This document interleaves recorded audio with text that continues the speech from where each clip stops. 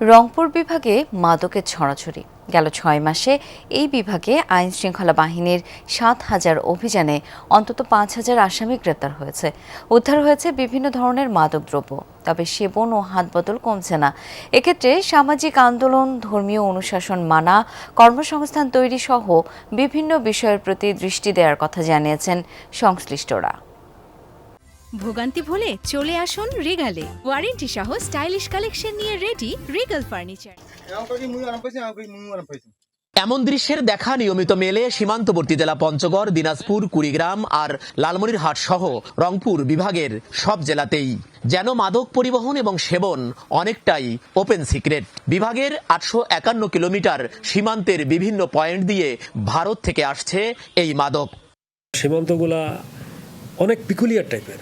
অনেক জায়গায় দেখা যাচ্ছে চরাঞ্চল, দুর্গম এলাকা, এই সমস্ত জায়গায় আসলে বিজিবির টহল দল আসলে পৌঁছতে পারে না। আবার নদী বেষ্টিত হওয়ার কারণে অনেক সময় নদী পথেও মাদকের চোরাচালান চলে আসে।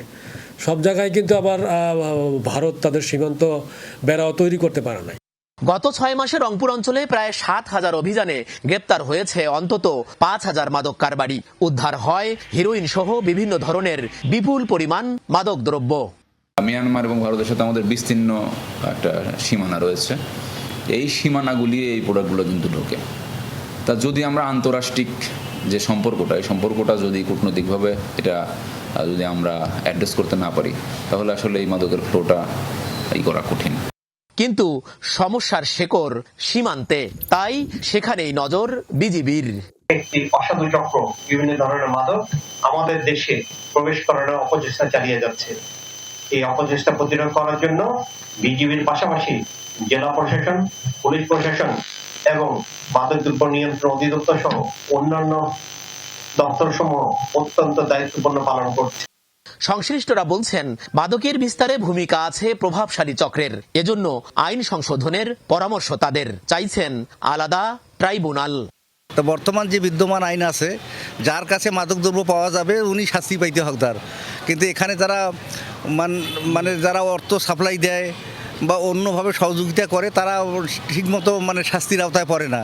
এই জন্য আমার মনে হয় এই মাদক নিয়ন্ত্রণ যে আইনটা, এটাও কিছু সংশোধন করা দরকার। পৃথক আদালতে যদি ওদের ট্রায়ালটা তাড়াতাড়ি হয়। এরপরে কিছু আছে মোবাইল কোর্টের মাধ্যমে কিছু আমরা করা হচ্ছে।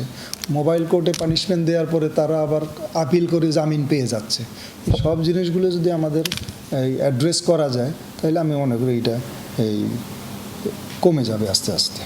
মাদক সেবীদের চিকিৎসা ও পুনর্বাসনের লক্ষ্যে রংপুরে ২০০ শয্যার একটি হাসপাতাল নির্মাণ প্রকল্প গেল বছর ২৪শে জুন একনেকে পাশ হয়েছে। সরকার, মাঝারুল মান্নান, যমুনা নিউজ, রংপুর।